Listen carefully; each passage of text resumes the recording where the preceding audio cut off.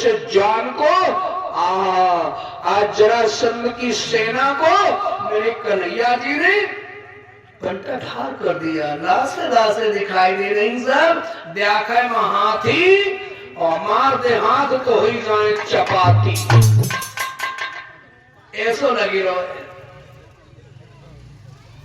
आखिरी में जरासंध को पकड़ लिया, जरासंध को मारने की तैयारी बना दी।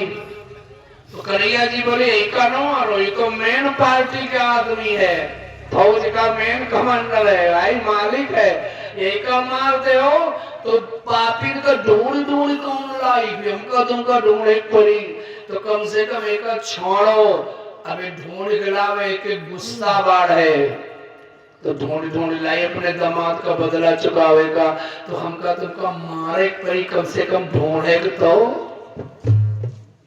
भगवानों की बुद्धिमानी कवना, यादों की मति विधना की गति बड़ी विचित्र हुई, बोलो है कि नहीं। मेरे कन्हैया जी ने दिमाग दे दिया, एक बार नहीं मथुरा के ऊपर 16 बार चढ़ाई की है जरासंध ने।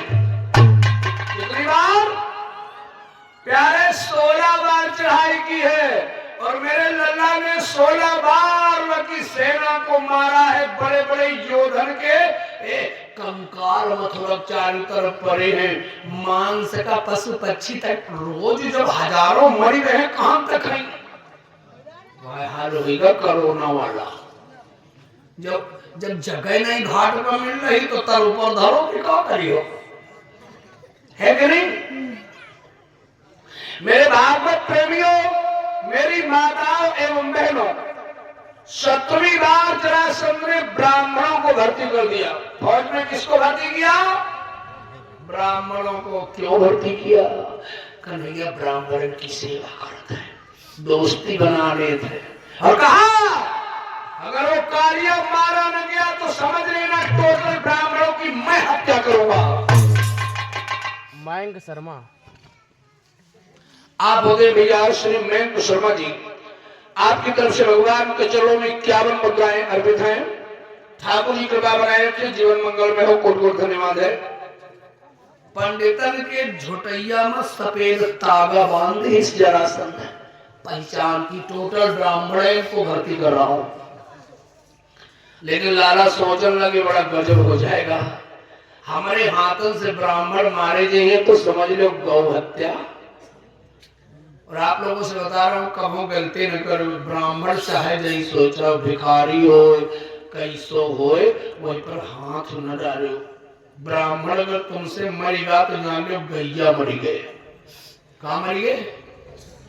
गैया की हत्या, गौ हत्या लागत है। भगवान राम जब रावण को मार के आए हैं, हत्या लाग ही रहा है। हाँ, मजाक नहीं कर रहे हैं, राम जी की हत्या लगी थी। तो वो सुल्तानपुर जिले में आज भी धौपाक नाम का घाट है नदी के ऊपर, वहां पर भगवान श्री रामचंद्र जी ने अपना पाप धोया था। ब्राह्मण था भाई, रावण ब्राह्मण कुल का था, इसीलिए दुश्मन कैसा भी हो छोड़ना नहीं चाहिए, और ब्राह्मण कैसा भी उसे मारना। पूछो का है गुरु जी, जो ब्राह्मण को मार दी ने वो जीवन में कबो चैन की रोटी। भाई दुनिया भीख मांग के बेचारे पेट भरत है। अब सोचो, आशीर्वाद भगवान नहीं सुनकर देवा दिन की जयका हो देखा अपनी तीर्थ तुम दे दो, हम हो चाहे न हो।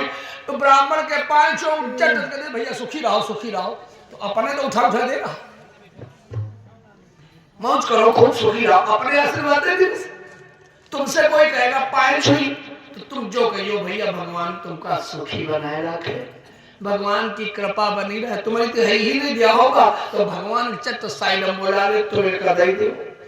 क्योंकि ब्राह्मणों को भगवान ने आशीर्वाद देने के लिए डायरेक्ट अधिकार दे रखा है, इसीलिए बेचारे ज्ञानी तो हैं, बुद्धिमान तो हैं, भगवान उनके पास तो है, लेकिन एकता नहीं है बाबू।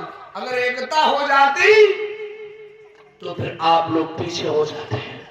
सर्प के अंदर भय न होता, शेर के अंदर अगर आलस न होता, सर्प के अंदर भय न होता, शेर के अंदर अगर आलस न होता, ब्राह्मण में अनेकता न होती ये दुनिया को जीने न देते।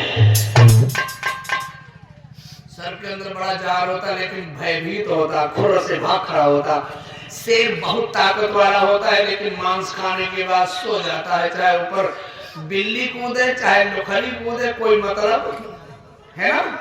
ब्राह्मण बुद्धिमान है, ज्ञानी पुरुष है, लेकिन उस बेचारे को एकता नहीं बन पा रही, अभिमान अंदर आ जाता है, इसीलिए वो फेल। भगवान ने तुरंत दिमाग लगा दिया, विश्वकर्मा को बुला करके समुद्र के टापू में 400 को 100 योजन की नदी का निर्माण करवाया नगरी का, और सोते सोते सारे मथुरा वासियों को द्वारिकापुरी में, ये तब हो जाता था, अब नहीं होता। सभी लोग सोए थे मथुरा में, भगवान ने वो शक्ति मारी कि जो है